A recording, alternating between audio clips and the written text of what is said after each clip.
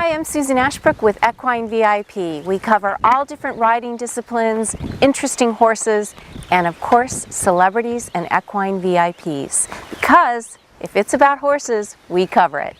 We're going to be introducing you to Luke Branquinho, a three-time world champion steer wrestler. Now that's an extreme sport on dirt. Let's go meet Luke, the man behind the winning silver belt buckles. So Luke, are you sure you're not running for mayor? I know this is your hometown, but when we came in, we said we're interviewing Luke. They were like, oh, come on in. They know you. Yeah, you know, fortunately, Rodeo's been good to me, and it's such a tight-knit community. Everybody knows Rodeo, and it's nice to be able to have that type of recognition in your hometown, you know, and hopefully put the town more on the map than it already is. Good, that's good. I like that. You are running for mayor. Maybe one of these days. You talk a lot about how supportive your family is. And I was wondering, as you were growing up and competing, what does that mean? A lot of travel involved? Yeah, I could remember when I was a kid, my parents would take us down to Southern California to the Junior Rodeo Association down there.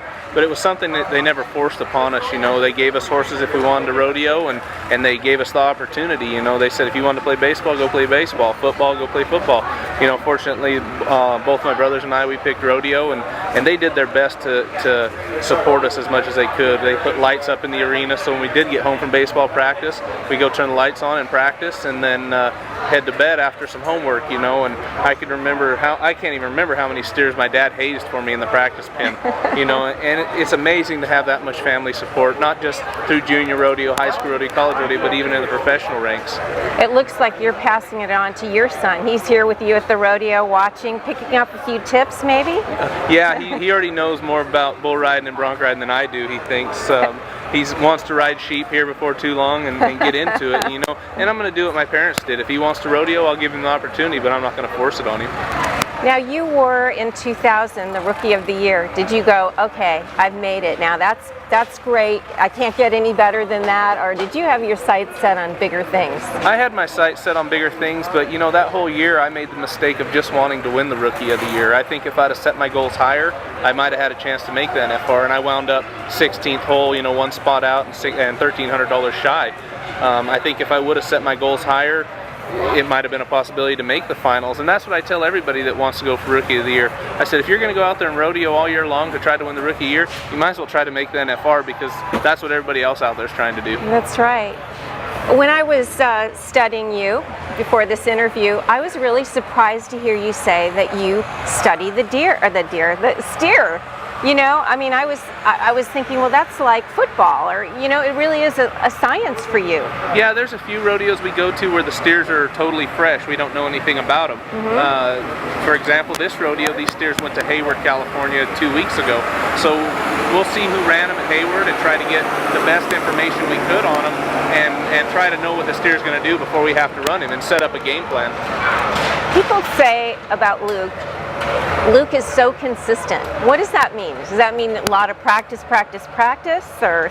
Well, I think I set myself up mainly by trying to ride good horses, and that's really important. You know, you need a horse that will let you score if you have to see a little bit and run hard. So that's where I try to set everything up first, is a good horse, and that makes the whole run. You know, if you get a good horse that'll give you a good shot, it doesn't matter whether your steer's running or if he's stopping, you're still having a good chance to win. And I think that's where a lot of my consistency comes from, trying to get the best start and try to ride the fastest horse.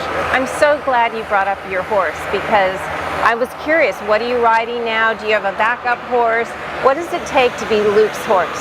Well, I travel with Les Shepperson right now, and Miles Switzer's a rookie from Paso Robles area, and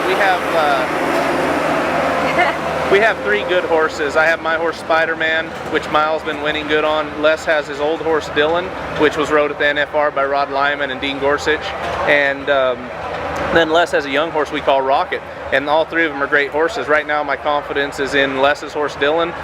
2 weeks ago I won 3 rodeos and placed at another one on him in 1 week, so I mean, that just shows you the confidence level I have in him.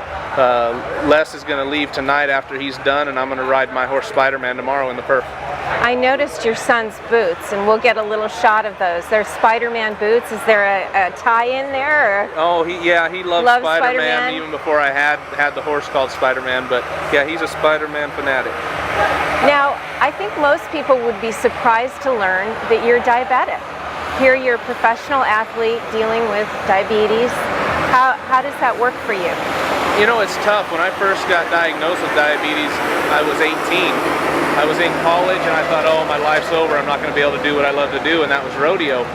Through family support and good doctor, Dr. Lay's a local doctor in town that has been magnificent for me as far as telling me what I need to do to try to maintain my level blood sugars. And you know, and once I got that figured out, it was just game on. I went as hard as I could and tried to test myself as much as I could and manage it the best that I could, and so far it's worked out great. It's tough being on the road. I mean, we just came back from Central Point, Oregon yesterday afternoon. You know, we have to try to stop at places that are food friendly for me, you know, and that's tough. I mean, and I'm not gonna lie, there's times where I do go to McDonald's and get a Big Mac cheeseburger or Taco Bell and get stuff like that, but you know, I try to stay level and try to keep everything right. That's so great to hear. Now, I heard that after you've had a good run, there's a little booty shake going on.